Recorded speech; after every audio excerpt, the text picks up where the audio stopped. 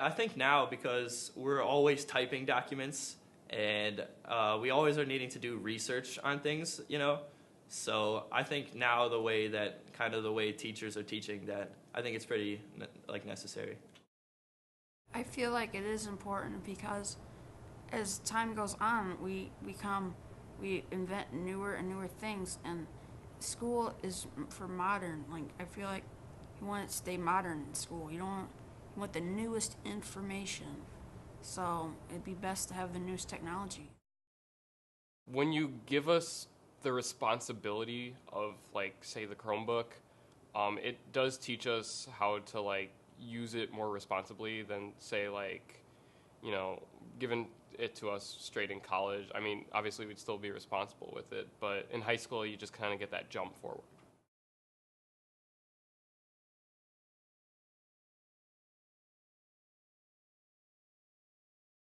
I would say risk taking has increased exponentially. I think teachers are willing to try more things with their students, and the students are a little bit more brave about trying some new things and bringing in things that they've done at home into the classroom and trying to incorporate it into their projects. I think that it has really allowed for a lot of variation, and the more that people try it, the more people want to try it. And so this year I've just seen so many more teachers asking questions about, okay, well, can we try this? Can we try this? Can we try this? And just really trying to expand the use of technology now that it's becoming more available. One of the big things that I got a chance to use for the first time and really feel comfortable was a discussion in Schoology within my class. So I had my class in honors chemistry check or research a periodic trend, come up with some data that they could analyze, talk about the different sources that they found, then within a smaller group, talk about the different data that they found for the same trends, and then discuss back post on Schoology what it was they found.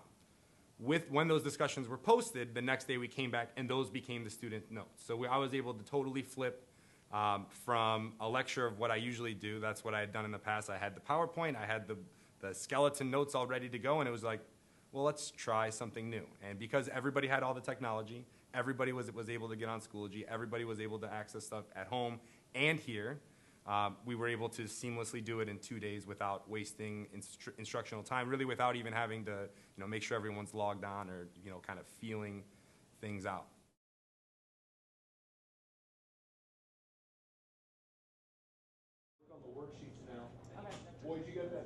One of my biggest concerns, and I don't want to say concern, but the problem that I feel with a lot of teachers have is they hear technology and they think, all right, well, I've got to start changing all of this stuff to make it work, with the technology, and it doesn't necessarily make it better or make it different. They're just kind of using it to use it.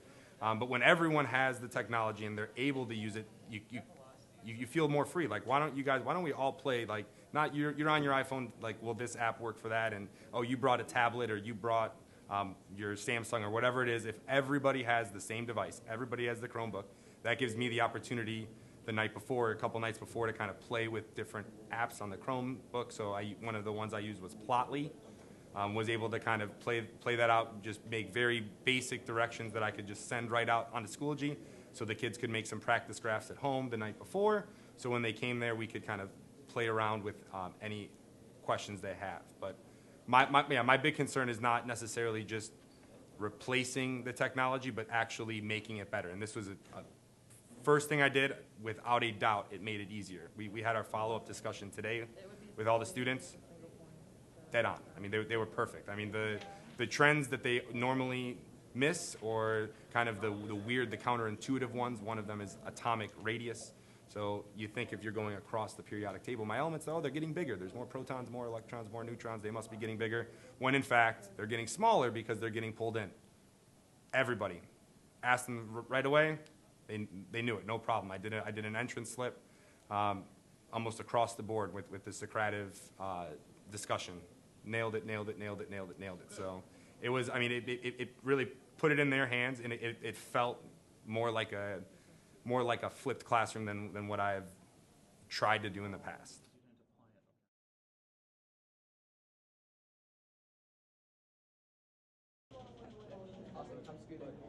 I think it's allowed for a lot more differentiation because I can have kids working on different things at different levels and almost like individually assign things or really challenge kids to try something more complicated or add extra extensions without having to have piles of copies of all these different things. It's like a group finishes early. Okay, you guys, why don't you click on this link and try this next activity while I'm helping to work with a group that might be struggling, or so it allows me to keep the different groups engaged in things that they're interested in.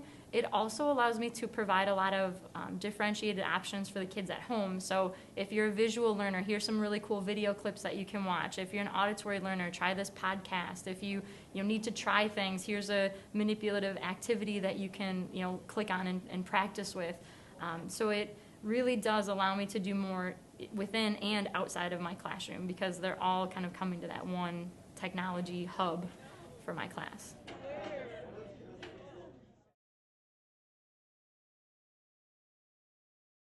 I did not get a chance to do any discussions last year on the discussion boards because I would always do it for homework, and then I'd find that only a couple of them would do it, and then we would come back, and then if you didn't have one, we wouldn't be able to look at it. But one of the jigsaw things that I used to do where, all right, you could just present into small groups, now they post what they're going to present on Schoology, so now the kids can look at it while they're all doing it without having to send emails out or do any group, anything like that. They can look at it while they're being taught it instead of just listening and hoping to write down what it is that is being told to them at any given time. It's been amazing, like using the Google options to be able to share work on it at the same time, being able to have discussions using the Schoology options. I feel like the class is much more engaged with each other because they can do this sharing and working on group projects, and they don't have to wait in their classroom, or this guy was absent and so now we have to wait, we can't do anything, or he's got a project at home. Like everything is digital, so a lot of those issues have really fallen by the wayside. And I've had kids that are like on their phones texting their partner who's at home sick, and so they're still able to work and see the same document even though that student couldn't make it into the building, which was never a possibility before.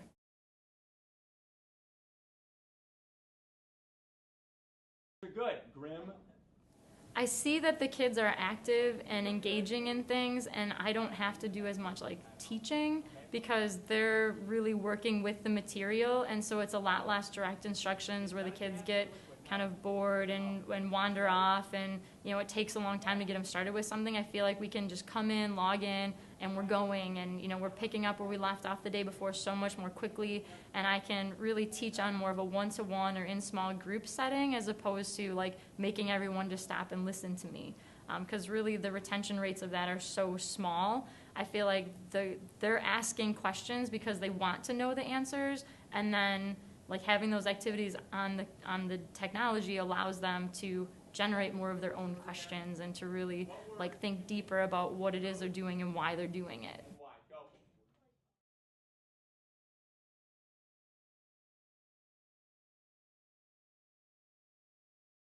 I think it does. When you have consistency, when you have the opportunity to pull the same device out, like the little tricks, like, oh, this one's zoomed in, how do I fix it? Or, this one's not cooperating with the Wi-Fi, how do I fix it? And the kids begin to kind of fix their own problems without having it distract the teaching cycle. But when you're sometimes using laptops or sometimes using Chromebooks or sometimes on iPads, like there's different tricks, or when this kid's on one device, the teacher has to almost be like an expert on all of the different ones to try to problem solve just to get them to the curricular like function of the device, and sometimes that can be distracting.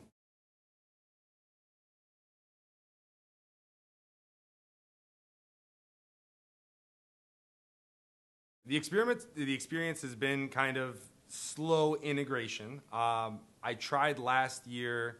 It felt like we had a big technology push with the bring your own technology stuff. So I was kind of trying all these, using the Schoology for discussions and using those Socrative quizzes and things that we could do every day to kind of integrate it.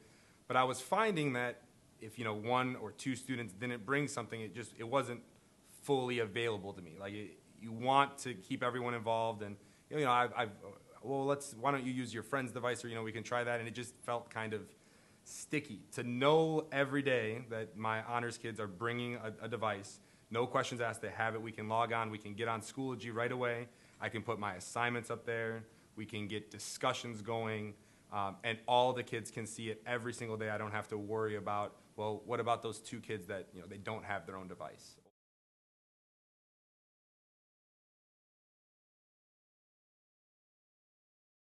I used it for my final. We had to write, I believe it was 6 letters. We used it for research, for study guides, for studying, playing study games like Kahoot. Mr. Green found a lot of ways to incorporate it with class in different ways. Well, in English, we did a lot of research papers and just many different projects on it and Google Docs and stuff. So that's what the Chromebook basically helped me on that and stuff in class instead of going down to the computer labs, going down there and work on that. It's just a lot easier on that Chromebook.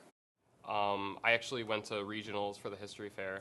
My project was on the marathon, and I did a documentary on it. And you can imagine how I used the Chromebook to my advantage, because there was a program on there, I think it was called VidMe or something, where I put the the documentary together, and I did the voiceover on the computer. I had to get my own mic, but I put it all together on the Chromebook. And what was great about it is I could work on it at lunch, study hall, when I went home. It was all in the Chromebook was my main access to work on this project.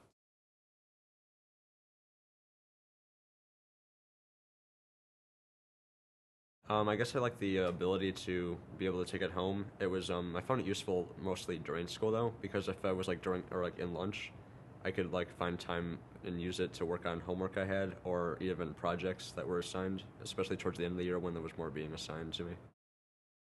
Yeah, that was one of the great benefits of having a Chromebook. Was I was in a creative writing class, and I could always just use my own laptop. Or if I was in a study hall period and I needed someone to type up, I didn't need to go to the library and do it. I could just open my laptop right there and I could just start typing. And if I wanted to research anything, I could just look it up in my Chromebook, and I always had it in my backpack.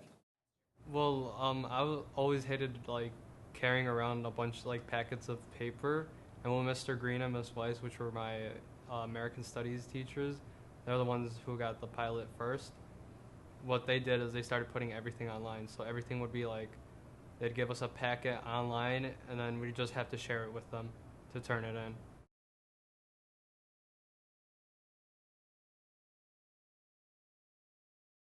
Either I stay after school or during my lunch I go and try and do my work if I need it for the computer, or I go to a friend's house or a cousin's house. They're a little bit more tougher because I won't be able to do, I'll have to share the home computer now, and then I'll have to go down to the computer lab here and do the work, and now at Tech we have these big online courses there, and now it's a lot harder to be accessed. There are several times, actually, that since we have to post our assignments through certain websites, that I would have an iPad. That was the only piece of technology I had at my dad's house, and I would have trouble accessing those things, and I would just wish I had my Chromebook. I was like, wow, this would make it so much easier. Or times that I wanted to go type something that I needed for a class, and I couldn't get access to a library or something, and I'd be like, ugh, I wish I could just have my Chromebook right now.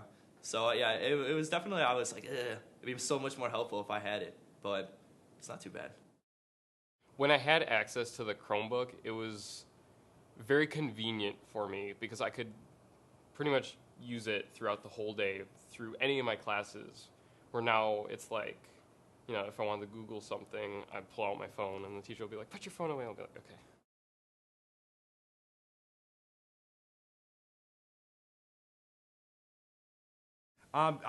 It's just excitement. The more that we do this, the more that the kids feel comfortable with it and knowing to just kind of pull it out. I know that for me, I don't want to say wary, but you're kind of nervous that you hear technology and you're like, oh man, I've got to use it every day. But once you start using it, the kids love it. It makes my job easier. And once you kind of get in that rhythm, the growth can be out of control. I can't wait to see how my tests are going to improve, how the discussions are going to improve, and just how the general content knowledge within chemistry and the depth of knowledge is going to improve. It really has changed. Like, my teaching 10 years ago compared to my teaching today is so different, and it really is hitting that student-centered. Like, I really can hit each of those kids and have them drive where they're going, with guidance. And so I really feel like I'm much more of the facilitator that all of the research says that we should be, and just the level of creativity that the kids can bring in and the level of collaboration that the kids can bring in has just off the charts compared to what it used to be. And I'm excited for what that practice will allow them to do once they get into like the working world. My experience with the Chromebook in general, it was actually pretty great because it helped raise my grade up more because I wasn't falling behind since I didn't have the opportunity to turn in my stuff that we needed online.